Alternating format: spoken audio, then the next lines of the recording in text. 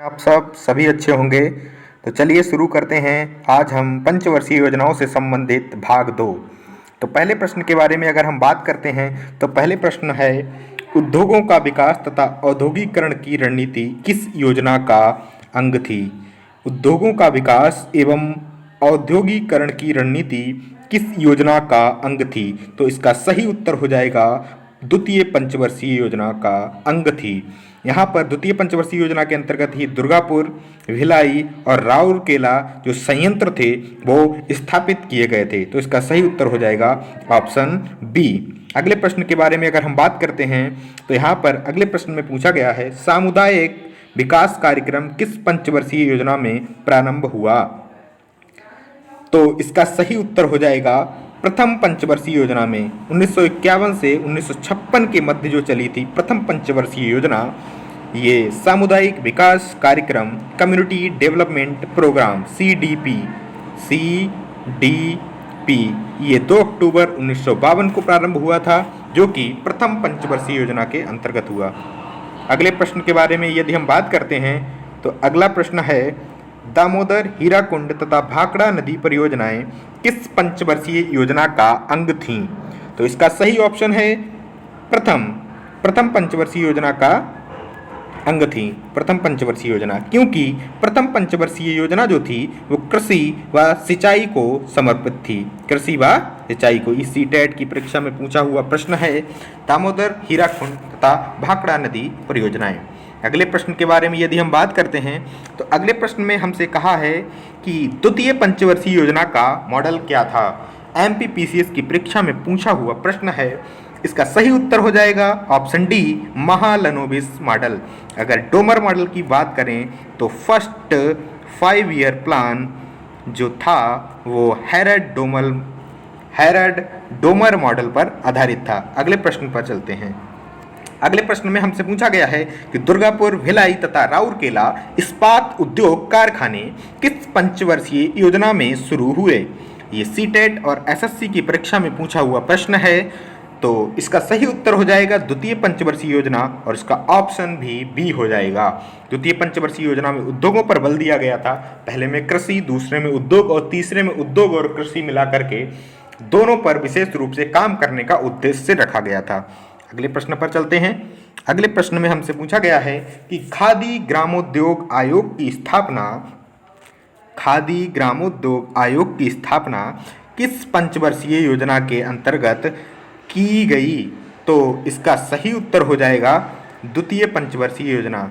ये खादी ग्रामोद्योग आयोग की स्थापना 1956 में की गई थी, चूंकि द्वितीय पंचवर्षीय योजना 1956 से 1961 के मध्य चली थी। ठीक है, तो चलिए अगले प्रश्न पर चलते हैं। तृतीय पंचवर्षीय योजना किस इस्पात केंद्र की स्थापना की गई थी?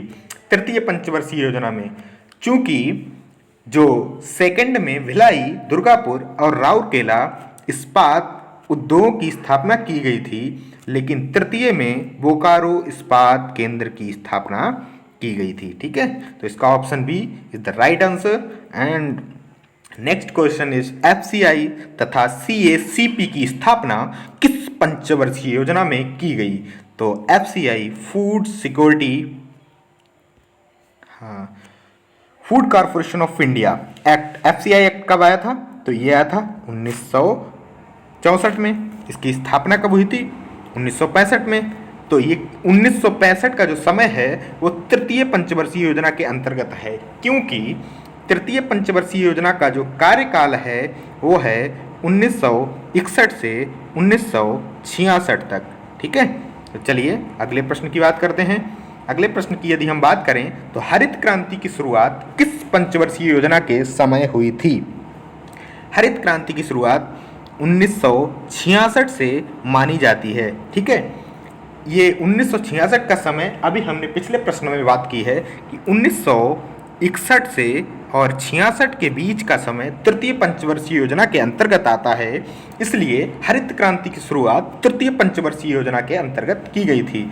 अगर हम यहाँ से जो एक और बहुत महत्वपूर्ण प्रश्न बनता है उसकी बात करें तो इस समय जो प्रधानमंत्री कौन थे या कौन थी, तो उस समय जो इंदिरा गांधी जी थी वो हमारे देश के प्रधानमंत्री थी। और ICAR के डायरेक्टर की यदि हम बात करें तो वो थे MS स्वामीनाथन। और भारत में हरित क्रांति के जनक के रूप में जिसे जाना जाता है वो हैं MS स्वामीनाथन। ठीक है, अगले प्रश्न पर चलते हैं। अगले प्रश्न की यदि हम बात करें तो पहला योजना अवकाश किस पंचवर्षीय योजना के बाद हुआ था? बहुत ही महत्वपूर्ण प्रश्न है, यूपी पुलिस की परीक्षा में पूछा हुआ प्रश्न है। जो पहला योजना अवकाश था वो कब हुआ? तो ये जो हुआ तीसरी पंचवर्षीय योजना के बाद 1961 से 66 के मध्य जो तीसरी पंचवर्षीय योजना थी उसके बाद 1966 से 1967 तक जो था पहला योजना अवकाश किया गया था। 1966 से 1969 तक। चलिए अगले प्रश्न पर चलते हैं। अगले प्रश्न की बात यदि हम करें तो चौथी पंचवर्षीय योजना का उद्देश्य क्या था? Very most important question. तो यहाँ पर जो है जो चौथी पंचवर्षीय योजना का उद्देश्य था आर्थिक आत्मनिर्भरता की प्राप्ति। आर्थिक आत्मनिर्भरता की प्राप्ति चौथी में। और गरीबी उन्मूलन का नारा कब दिया गया था? वो दिया गया था 5वीं में। कृषि का विकास पहली में, कंप्यूटरीकरण का 7वीं में। तो ये आप अच्छे से याद रख लीजिएगा। आर्थिक आत्मनिर्भरता की प्राप्ति जो थी वो चौथी पंचवर्षीय योजना का उद्देश्य था। अगले प्रश्न पर चलते हैं।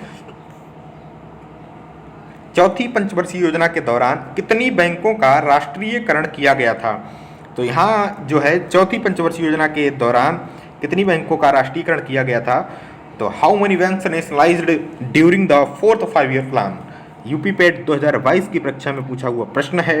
इसका सही उत्तर है 14 बैंकों का। 19 जुलाई 1969 को 14 बैंक्स जो थी उनका नेशनलाइजेशन किया गया था। उस समय RBI के गवर्नर जो थे लक्ष्मीकांत झा थे। इनकी अध्यक्षता में गठित समिति के सुझाव पर जो है 14 बैंकों का राष्ट्रीयकरण किया गया था। और उस समय जो हमारी प्रधानमंत्री थी वो थी इंदिरा गांधी जी। आप ध्यान से याद रख लीजिएगा इसे, क्योंकि आने वाली समस्त परीक्षाओं के लिए बड़ा ही महत्वपूर्ण प्रश्न बनने वाला है।